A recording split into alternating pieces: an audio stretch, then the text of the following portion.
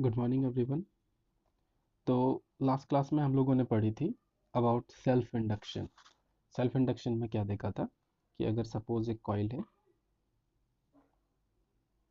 आप इसमें एक करंट आई फ्लो करने के लिए छोड़ते हो, तो इस करंट आई के कारण सपोज इस कॉइल में करंट आई फ्लो कर रहा है, उस इंस्टेंट पे रेस्ट ऑफ द कॉइल्स जो हैं, ठीक है, उसमें इस कॉइल के कारण एक मैग्नेटिक फ्लक्स लिंक्ड होगा फाई बी। और हम लोगों ने क्या देखा था, phi B will be proportional to I. ठीक है, अगर यहाँ पे number of turns capital N है, ठीक है, total number of turns rest of the coils के कितने हैं, एन है, तो एक में फाइव बी फ्लक्स लिंक्ड हो रहा है, तो एन कॉइल्स में कितने हो जाएंगे, एन टर्न्स में कितने हो जाएंगे, ठीक है, N times phi B will be proportional to I. हम लोगों ने प्रोपोर्शनैलिटी की कांस्टेंट हटाई थी, तो हम लोगों ने एक टर्म लाया था L I equal to minus L I.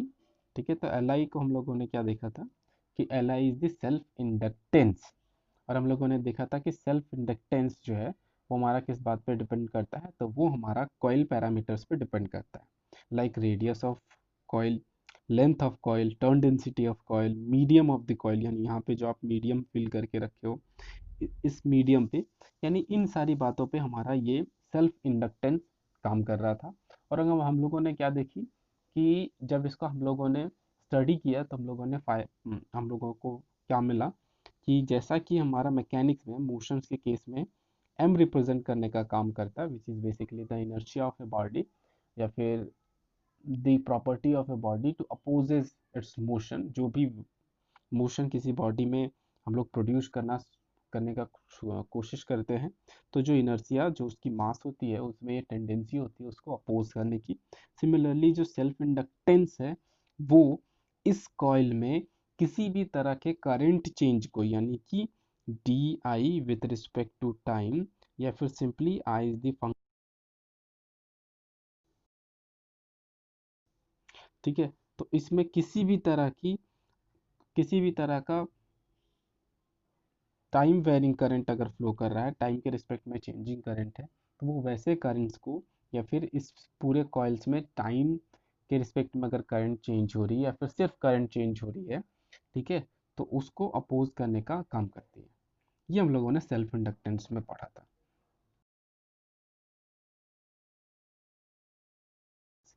ठीक है, म्यूचुअल इंडक्टेंस, तो म्यूचुअल टर्म से समझ में ही आ रहा होगा कि इसमें डेफिनेटली दो के बारे में बात हो रही है।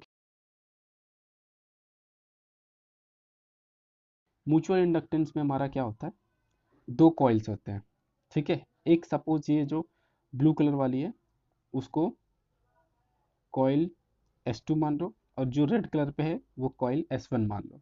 दोनों की लेंथ एक लेंथ है, दोनों की लेंथ हमारी L है, ठीक है, एक की रेडियस, ये छोटे वाले की रेडियस जो है वो R1 है, बड़े वाली की रेडियस R2 है। वैसे बड़े वाले कॉइल्स का रेडियस का रिक्वायरमेंट है नहीं, फिर भी चलो उसका रेडियस R2 है।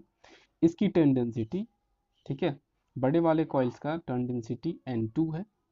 टर्न डेंसिटी समझ में आ रहा है ना, number of turns per unit length, यानी कि जो N2 है वो अगर तो सपोज इसमें total number of turns N2 है और इसका लेंथ L है, तो ये N2 हमारा N2/L के बराबर है, ठीक है। और छोटे वाले का टर्न डेंसिटी हमारा N1 है, ठीक है। ये इसके कुछ एक पैरामीटर लिए, जो बेसिक्स पैरामीटर्स हैं हमारे कॉइल्स के, वो रेडियस हो गया हमारा, रेडियस हो गया, टर्न डेंसिटी हो गया, ठीक है, और लेंथ हो गया, ठीक है। तो ये सारी चीज़ें हम लोगों ने पहले डिफाइन कर ली हैं। हम लोग क्या कर रहे हैं कि इस S2 में करंट I2 फ्लो करने के लिए छोड़ रहे हैं, ठीक है, इस S2 में करंट I2 फ्लो होने के लिए हम लोग छोड़ रहे हैं। इस S2 में जब करंट I फ्लो करेगा, ठीक है, तो अब हम लोगों को म्यूचुअल इंडक्टेंस देखना है। तो देखो, इसमें I2 फ्लो करेगा, तो इसमें अगर करंट फ्लो करेगा तो उसके कारण इसमें फ्लक्स लिंक्ड होगा, होगा ना, ठीक है। ये जो हमारा छोटा वाला कॉइल है उसमें फ्लक्स लिंक्ड होगा, ठीक है। एक वाले पे, ठीक है, एक वाले पे कितना फ्लक्स लिंक्ड हो जाएगा, तो हमारा इसके कारण, इस I2 के कारण मैग्नेटिक फील्ड कितना प्रोड्यूस होगा, तो mu not times N2 I2, इतनी मैग्नेटिक फील्ड प्रोड्यूस कर रही है हमारी कॉइल S2, ठीक है। अब नीचे वाले पे आ जाओ, कितना,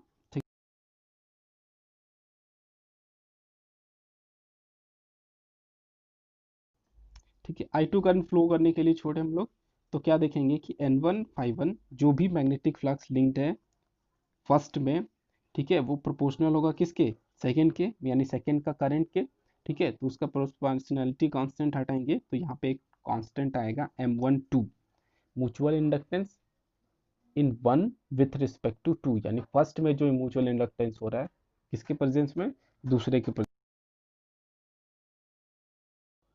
उसके बाद हम लोग क्या फाइंड करने का कोशिश करते हैं, पहले N1 फाइंड करने का कोशिश करते हैं। N1 तो हमारा कितना हो जाएगा, इसकी टर्न डेंसिटी N क्या स्मॉल N1 है, लेंथ L है, तो ये इसकी हो गई टर्न डेंसिटी, ठीक है। ये टोटल नंबर ऑफ टर्न्स, ठीक है। फाई हमारा क्या होगा, फाई हमारा क्या, मैग्नेटिक फ्लक्स इक्वल टू क्या होता है, BA।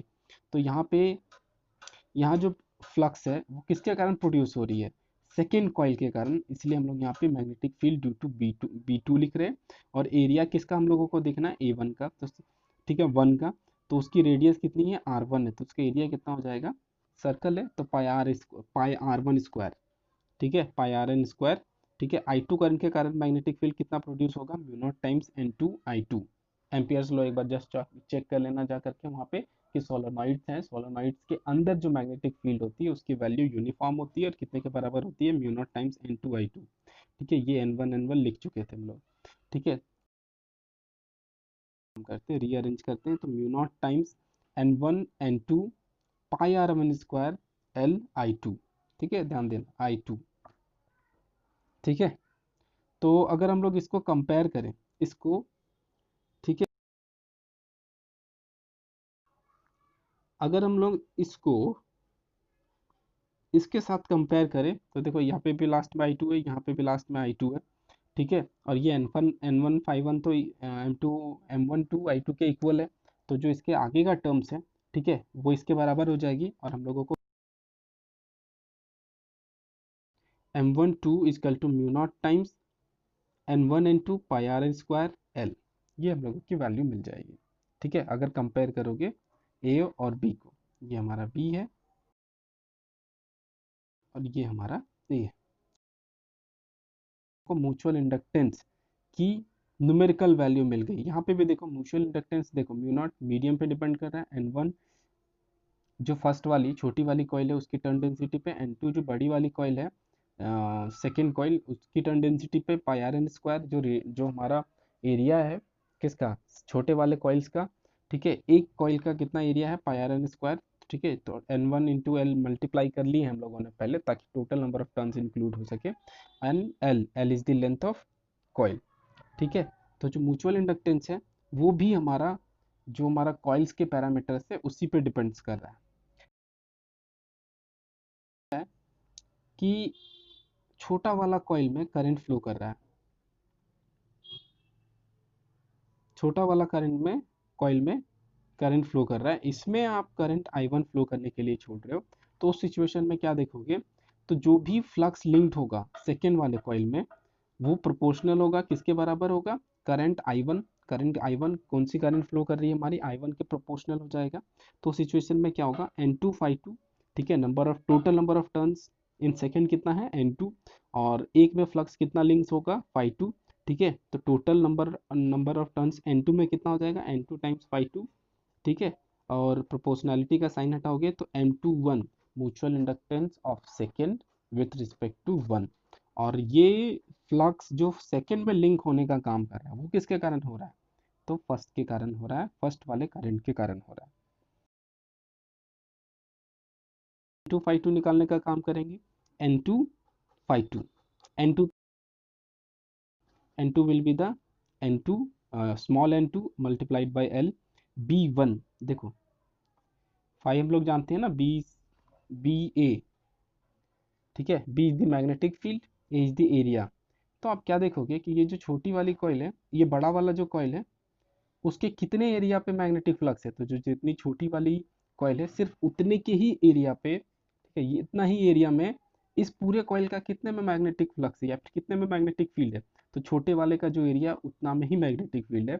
इसीलिए हम लोग यहाँ पे, तो हम लोगों ने क्या देखा था, अगर कोई कॉइल है तो उसके अंदर ही सिर्फ मैग्नेटिक फील्ड की वैल्यू 0 होती है, आउटसाइड 0 है। ठीक है। अब क्या है कि एक कॉइल है, ठीक है, इसके अंदर मैग्नेटिक फील्ड है, इसमें करंट हम लोगों ने I1 फ्लो करनी छोड़ी। अब आप एक बड़ा कॉइल इसके ऊपर ड्रॉ कर दो, तो इस बड़े कॉइल के रिस्पेक्ट में कितने एरिया में सिर्फ मैग्नेटिक फील्ड है, तो जितना में इसके अंदर जितना मैग्नेटिक फील्ड है, सपोज इसकी रेडियस R1 है, ठीक है, तो कितने पे सिर्फ कितने एरिया पे मैग्नेटिक फ्लक्स है हमारा, तो पाई R1 स्क्वायर, और मैग्नेटिक फील्ड हमारा किसके कारण, इसके कारण, तो ये कितना के बराबर हो जाएगा, magnetic field due to V1। ठीक है, इसीलिए हम लोग यहाँ पे पाई R1 ले रहे हैं। Magnetic field due to B1 लेंगे, ठीक है, क्योंकि करंट हमारा किसमें हम लोगों ने फ्लो करने के लिए छोड़ा, फर्स्ट वाले में, तो उसके कारण मैग्नेटिक फील्ड कितना हो जाएगा, mu not times I N one, सबको अरेंज कर लो, mu not times N1 N2 pi R H square L I1।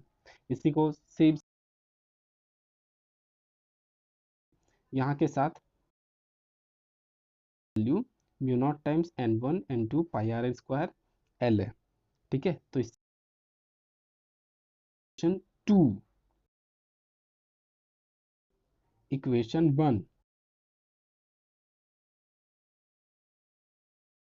दोनों की वैल्यू सेम है, इसका मतलब है कि mutual inductance in first with respect to second और mutual inductance in second with respect to first is equal, इसीलिए उन लोगों को M12 या M21 ना लेकर के सीधा सीधा M बोलेंगे, और M की वैल्यू कितने के बराबर हो जाएगी, mu not times N1 N2 pi R L square L. ठीक है, तो ये आप क्या देखोगे कि दो कॉइल्स हैं, और किसी एक कॉइल में भी दो कॉइल्स हैं,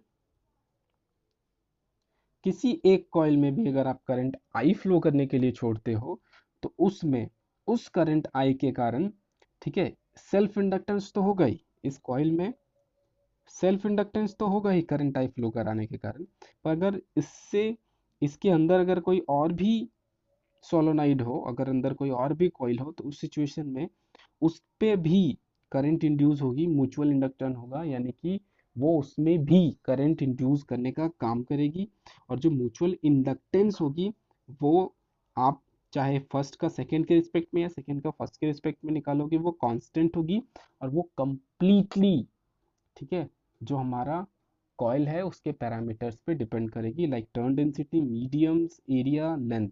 ठीक है, ये कंप्लीटली कॉइल्स के पैरामीटर्स पे डिपेंड करेगी। तो एक चीज तो क्लियर हो गया होगा, म्यूचुअल इंडक्टेंस का मतलब होता है म्यूचुअली इंड्यूस करना। हम लोगों ने देखा, दो स्टेप्स में करके देखा। पहले हम लोगों ने देखा कि अगर करंट S2 में फ्लो कर रहा हो, ठीक है, सेकेंड कॉइल में अगर करंट I2 फ्लो कर रही है, तो उस सिनारियो पे हम लोगों ने फाइंड करने की कोशिश करी कि इसके कारण जो करंट इंड्यूस्ड होगा किसके अंदर, फर्स्ट के अंदर, वो कैसी होगी। ठीक है, और उसमें जो म्यूचुअल इंडक्टेंस होगा, यानी कि म्यूचुअल इंडक्टेंस, अभी इंडक्टेंस टर्म तो क्लियर हो गया, induction terms is basically a type of resistance, या टाइप ऑफ इनर्शिया, या टाइप ऑफ अपोजिंग फोर्स। ठीक है, बेसिकली बोलोगे तो किसी भी तरह के चेंजेस को अपोज करने की जो टेंडेंसी है, वो हमारा इंडक्टेंस है इलेक्ट्रिकल के केस में। ठीक है, तो एक चीज तो क्लियर हो गया होगा कि इंडक्टेंस मतलब इनर्शिया। ठीक है, तो आप S2 में करंट फ्लो करते हो, तो S1 में भी इंडक्शन होगा, S1 में भी करंट प्रोड्यूस होंगी, और जो इंडक्टेंस होगी, जो इनर्शिया होगी, ठीक है, इस सिस्टम की, ठीक है, वो फर्स्ट के रिस्पेक्ट में या सेकंड के रिस्पेक्ट में सेम होगा।